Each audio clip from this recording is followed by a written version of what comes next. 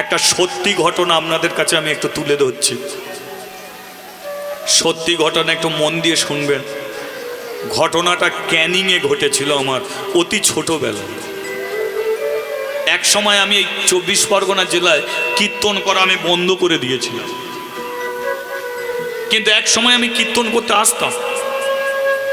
কিন্তু এমন একটা দুর্ঘটনা ঘটে গেল, কীর্তন করাটাই আমি বন্ধ করে দিলাম, যে না 24 পরগনার আমি কীর্তন করব না। ক্যানিংয়ের কোনো একটা আসর, সেটা আমার স্মরণে নেই। যে আসরটা হয়েছিল মেন রাস্তার সাইডই আসর। আমি যখন গাড়ি থেকে নামলাম, দেখি একটা বাচ্চা ছেলে দাঁড়িয়েছিল, আর নামার সঙ্গে সঙ্গে ছেলেটা আমার হাতটাকে ধরে বলে উঠল, কাকু তুমি হরিনাম করতে আসছো? আমি বলি হ্যাঁ। কাকু আমাদের বাড়িতে চলো। আমি বলি দাঁড়া, কমিটির মানুষ আমাকে যেখানে বসতে দেবে সেখানে যাব না। কাকু আমার বাড়িতে যেতেই হবে। জোর করে টেনে টেনে তার বাড়িতে নিয়ে গেল। পাকা বাড়ি নয়, একটা মাটির বাড়ি। ছেলেটা নিজেই একটা ছেঁড়া মাদুরি বিছিয়ে দিল, আমরা সেই মাদুরিতে বসলাম। কাকু আমি এখানেই বসে থাকবো। কিন্তু রান্নাশাল থেকে ছেলের মা তাকে ডাকছে, এই খোকা এখানে। দৌড়ে বসে আছি, রান্নাশালে ডেকেছে। আর যেই রান্নাশালে গেছে, ছেলেটা চুলের মুঠি ধরে মা খুব মারছে। আমি কথাগুলো শুনতে পাচ্ছি, বারবার বলছে তোকে কে আনতে বলেছে দলটাকে? আমার বাড়িতে দল রাখার কোনো কথা আছে? আমরা কোনদিন দল রাখি? আর তুই এমনি করে দল এনেছিস? আমার বোন এসে কোথা বসবে, আর ভগ্নিপতি এসে কোথা বসবে? তুই এমনি করে দৌড়টাকে জড়ো করে দিলি, মারছে। আমি মনে মনে ভাবলাম আমি না এলেই ভালো হতো, কিন্তু ছেলেটার কথা শুনে চলে এলাম। ছেলেটা মার ধরে খেয়ে আমার পাশেই বসেছে। আমি বলি তোকে তোর মা খুব মারলো নয়? বলতে ছেলেটা আমার কোলে মাথা দিয়ে বলে, জানো কাকু আমার মা আমাকে প্রত্যেক দিন মারে, আমাকে খুব।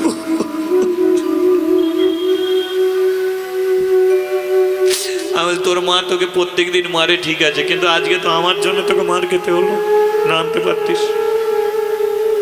কমিটির মানুষ আসতেই বললাম আমি এখানে থাকবো না, চলে যাব। কিন্তু ছেলেটা এমন জোরাবুরি করলো, মার খেলো, তবু আমাকে আসতে দিল না। না কাকু থাকতেই হবে, থাকতেই হবে, থাকতেই হবে, আমাকে ছেড়ে যাবো না কাকু, যাবো না।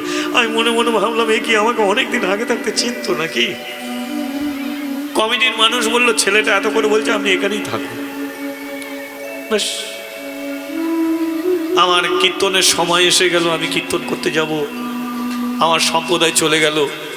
আমি যখন তিলক সেবা করছি, ছেলেটা পাশে বসে আছে, কাকু এটা কি? আমি বলি তিলক, চন্দন মাটি দিয়ে তিলক সেবা করতে হয়, আমাকে একটু করে দেবে? আমি বলি কেন করে দেবো না, অবশ্যই করে দেবো। হরিবাসরে যাবি? হ্যাঁ কাকু আমি তোমার সঙ্গে হরিবাসে যাবো। আমি তোমার হরিবাসরে তুমি গান করবে, আমি তোমার কাছে বসে থাকবো। আমি ঠিক আছে তাই হবে। তিলক সেবা করিয়ে দিলাম। কমিটির 10-12 জন লোক আসছে। মেন রাস্তায় কীর্তন তো, তাই সব সময় গাড়ি ঘোড়া যাচ্ছে। এই 10-12 জন কমিটি দু সাইডের গাড়িকে দাঁড় করিয়ে দিয়ে আমার সম্প্রদায়কে পার করিয়ে দিয়েছে। আমার সময় হলো, আমি এবার আসরে যাব। ছেলেটা বলে কাকু আমাকে নিয়ে চলো। আমি বলে হ্যাঁ চ। ছেলেটার হাত ধরে হরিবাসরে যাব। কমিটির মানুষ এসেছে আমাকে নিয়ে যাওয়ার জন্য। আবার দু সাইডের গাড়িকে দাঁড় করিয়ে পার করাবে তো।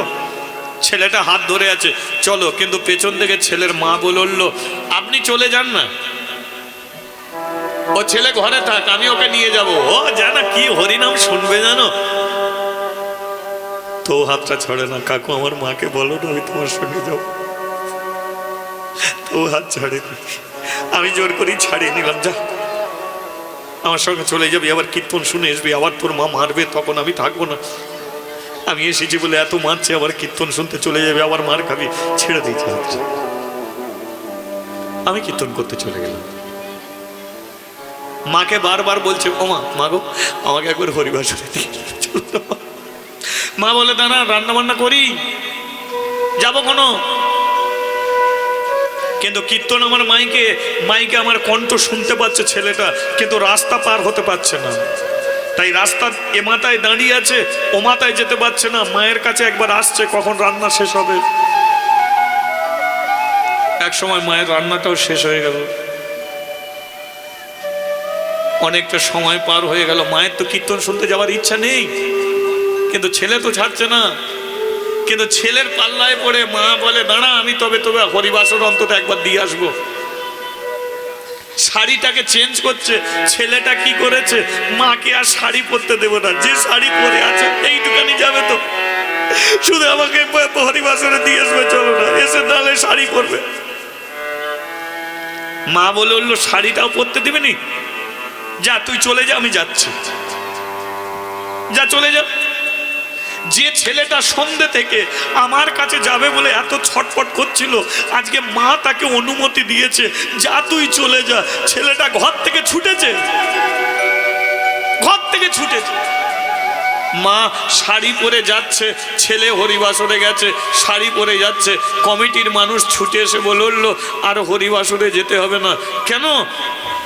কারণ তোমার ছেলেটাকে এইমাত্র লরি চাপা দিয়ে চলে গেছে।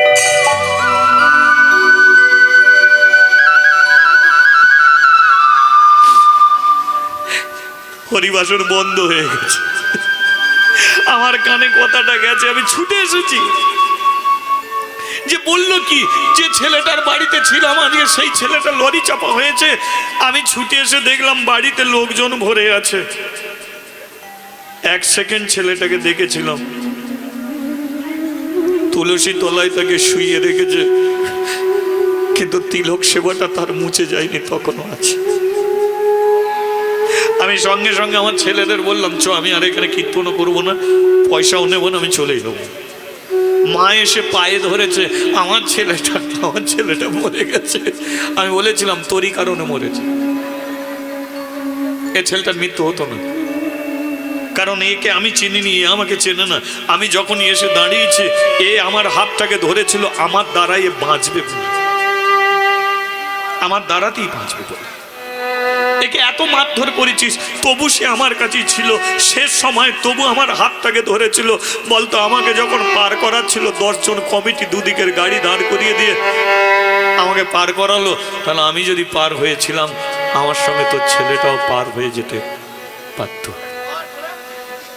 ভগবান চায় না যে গ্রামে হরিবাসর হবে সেই গ্রামে দুর্ঘটনা ঘটুক। ভগবান সে গ্রামটাকে রক্ষা করে যায়। আজকের দিনকে যদি কারো মৃত্যুও থাকে, ভগবান সে মৃত্যুটাকে রুখে দেয়, যে না, আজকে গ্রামে হরিবাসর চলছে, মৃত্যু হতে পারে না।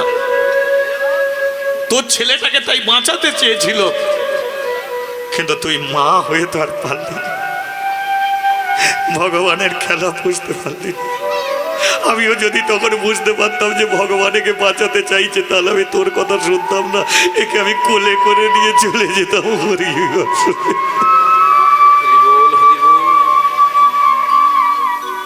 সেই জন্য বলে, পৃথিবীর মানুষ যদি আগে থাকতে জেনে যেত যে আমার এই দুর্ঘটনা ঘটবে, তাহলে সে সাবধান হতে পারত। কারণ জানে না বলেই তো তার এটা হয়। সত্যি ঘটনা। তারপর থেকে আমি 24 পরগনায় কীর্তন করতে আসতাম না। আমি নিজেকে বড় অপরাধী বলে মনে করতাম, কারণ সে দৃশ্য আমার চোখের সামনে ভেসেছিল। সে ছেলেটার মুখ, সে মুখ এখনো মনে পড়লে আমার কষ্ট, মুখ পেটে যায়। কারণ আমি কিছুক্ষণ আগে তাকে নিজের হাতে তিলক সেবা করে দিয়েছিলাম। সেই কাঁদতে কাঁদতে আমার কোলে মাথা রেখেছিল, সে আজও পর্যন্ত আমি ভুলতে পারিনি। এখনো বললে আমার কষ্ট হয়, মুখটা ভেঙে যায়। তারপর থেকে কীর্তন করতে 24 পরগনা আসতাম না।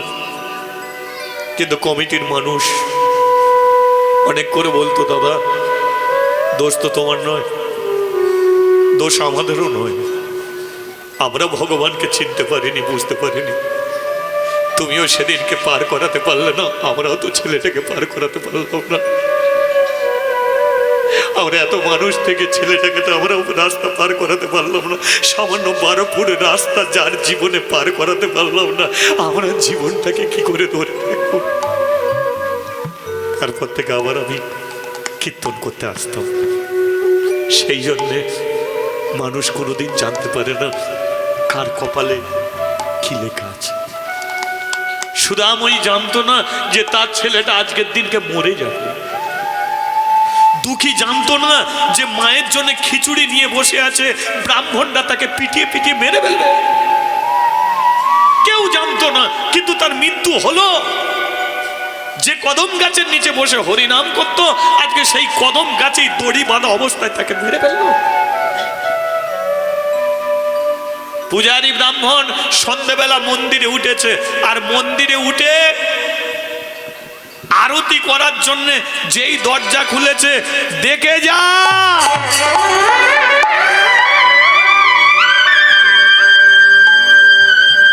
কি দেখলো জানেন? মন্দিরের সিংহাসনে ভগবান আর নেই। ভগবান সিংহাসন তেলে ছেড়ে দিয়ে ঠাকুর ঘরের মেঝেতে মুখ থুবড়ে পড়ে আছে, আর শরীর দিয়ে এত রক্ত ঝরেছে, ঠাকুর ঘরের মেঝেটা লাল হয়ে গেছে। কোনো ব্রাহ্মণ বুঝতে পারলো না, কিন্তু পূজারী ব্রাহ্মণ বুঝে নিতে পারলো যে দুঃখীকে আমরা নির্দোষ। থালাও চুরি করেনি, ভগবানই ওকে বৃন্দাবনে নিয়ে গেছিল, ভগবানই ওকে থালা দিয়েছিল। কিন্তু চোর বলে ওকে আমরা পিটিয়ে পিটিয়ে মেরে ফেললাম বলেই আজকে ভগবান মুখ থুবড়ে পড়ে আছে। এই কি আছিস? দুঃখীকে মন্দিরে নিয়ে আয়। কিন্তু দুঃখী তো মরে গেছে।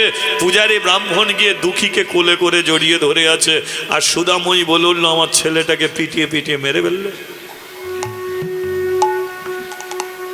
সুদা এক কাজ কর, তোর ছেলেটাকে তো আমরাই মেরে ফেলেছি, ও কোনো দোষ করেনি, চোর অপবাদ দিয়ে পিটিয়ে পিটিয়ে মেরে ফেলেছি। ওর জীবনের বড় ইচ্ছা ছিল মন্দিরে উঠবে, তাই বড় ইচ্ছা ওকে একবার মন্দিরে নিয়ে যাও। সুদাময়ী বলল মরা ছেলেকে মন্দিরে নিয়ে গিয়ে লাভ কি? তবু ইচ্ছা হলো ওকে একবার মন্দিরে নিয়ে যাই, কারণ শ্মশানে নিয়ে গেলে পুড়িয়ে দিবি, মাটি চাপা দিবি, ও পচে গলে শেষ হয়ে যাবে।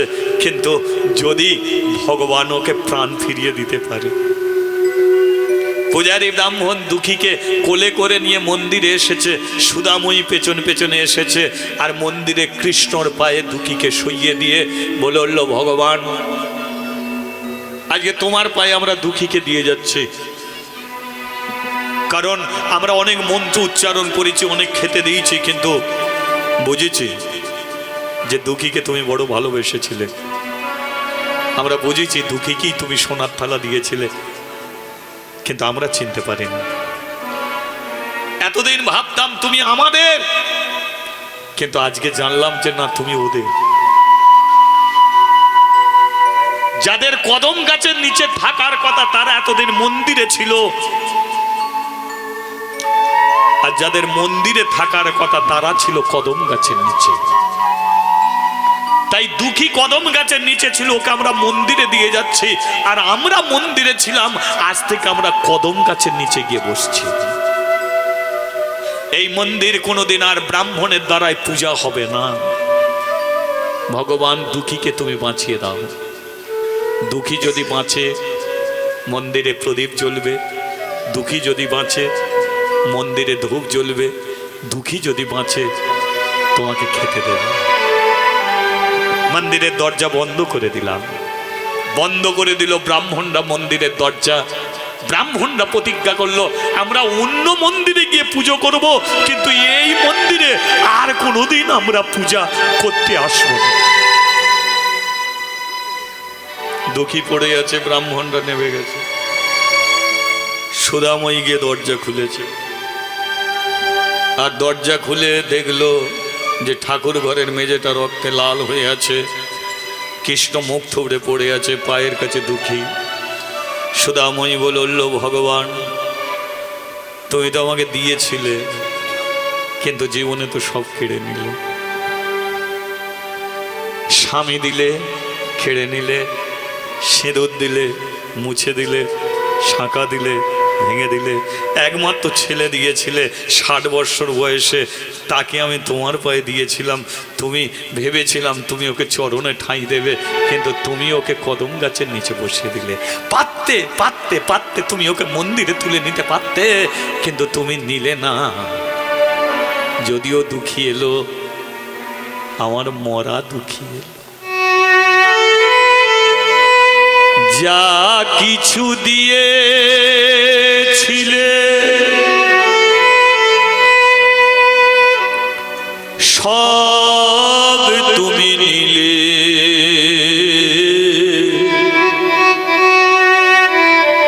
আনন্দ হাসি সব তুমি নিলে। যাবার বেলায় শুধু নিজেরই অজানেতে স্মৃতিটুকু রেখে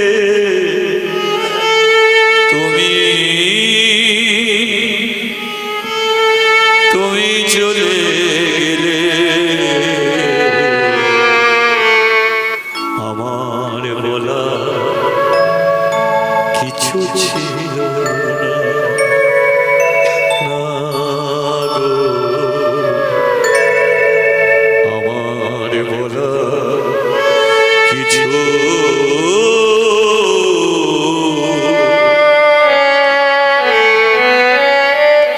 সুদাময়ীও মন্দিরে মরে গেল।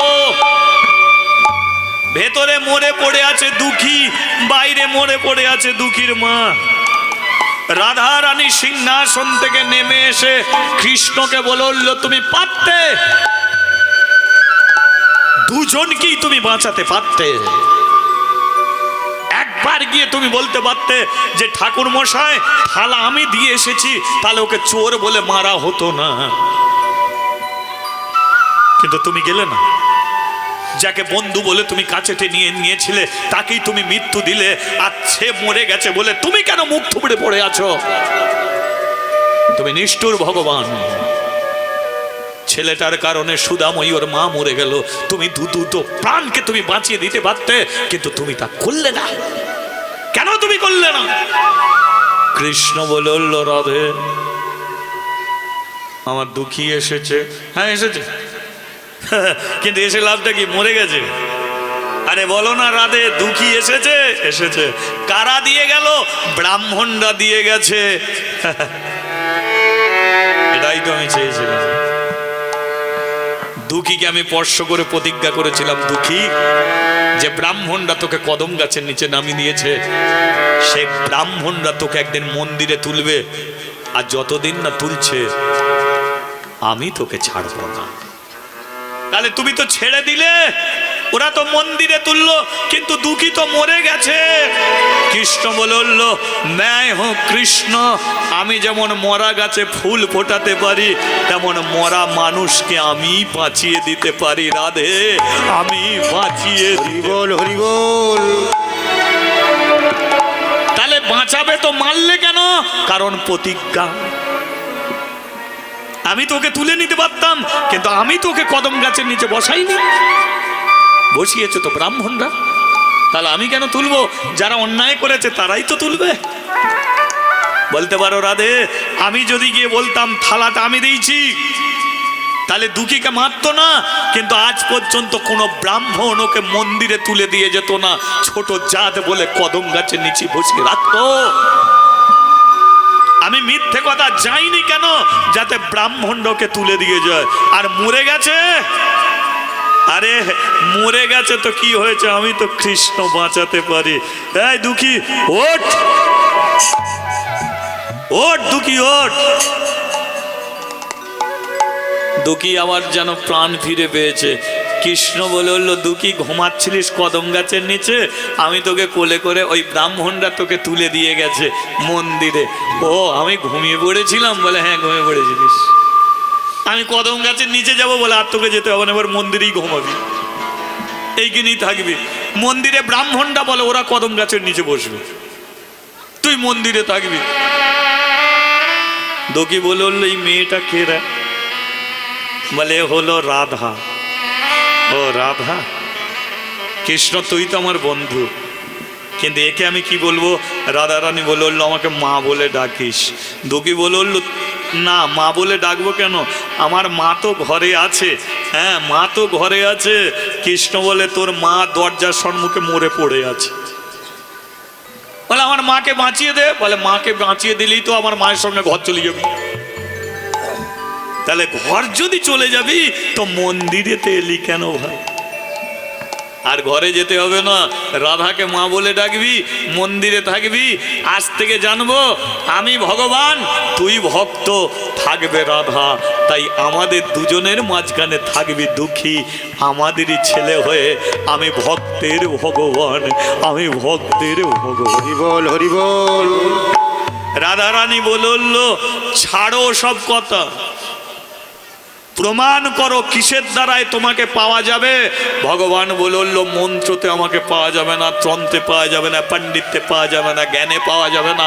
এই দুঃখীর মতো যাদের সরলতা মন হবে তারাই একদিন আমাকে ধরতে পারবে, তারাই আমাকে ধরতে পারবে। রাধারানী বলল যে যুগে ব্রাহ্মণ মুচি আলাদা আলাদা থাকবে এই যুগে তোমাকে থাকতে হবে না। এমন একটা যুগকে সৃষ্টি করো যে যুগে ব্রাহ্মণ চণ্ডাল মুচি মেথর সবাই একই জায়গায় থাকবে।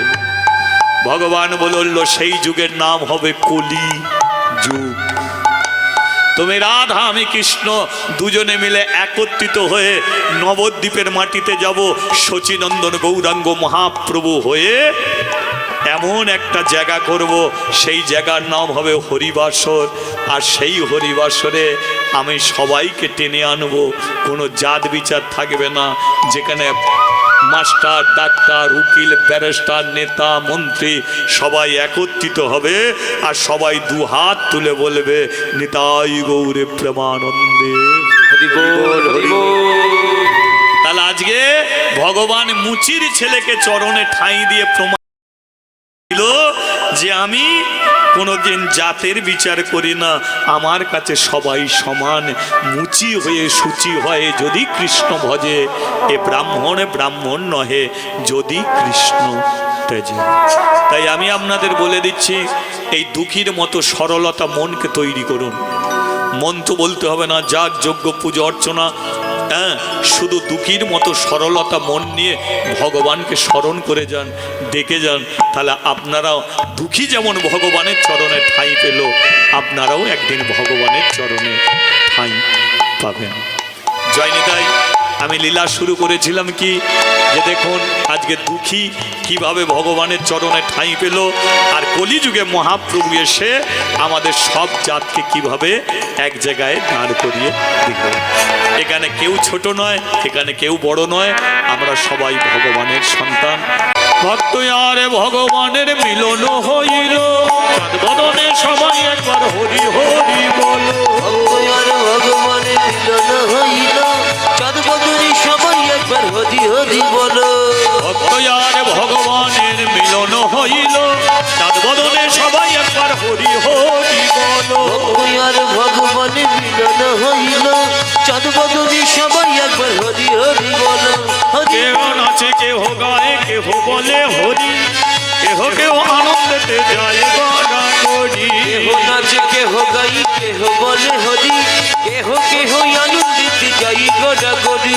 কেহ নাচে কেহ গায়ে কেহ বলে হরি, কেহ কেহ আনন্দেতে যায় গড়া গড়ি। কেহ নাচে কেহ গাই কেহ বলে হরি, কেহ কেহ আনন্দিতে যাই গড়া গড়ি। শাঁখ বাজে সানাই বাজে মাদলেরই রো, উলু উলু উলু ধ্বনি ভরিল। শাঁখ বাজে সানাই বাজে মাদলেরই বল, উলু উলু উলু ধ্বনি হরিল ভুবন। শাঁখ বাজে সানাই বাজে মাদলেরই রো, উলু উলু উলু ধ্বনি হরিল। দুটি পা দিয়ে চলো, আমি তো আর এটা সেটা ভজন করতে পারি না, একটা ভজন আপনাদের শুনিয়ে দিচ্ছে, আপনারা শোনো। দুটি পা দিয়ে কখনো মন্দিরে আমি আসিনি। পা দিয়ে কখনো মন্দিরে আমি আসিনি। পা দিয়ে কখনো মন্দিরে আমি আসিনি। দুটি পা দিয়ে কখনো মন্দিরে আমি আসিনি।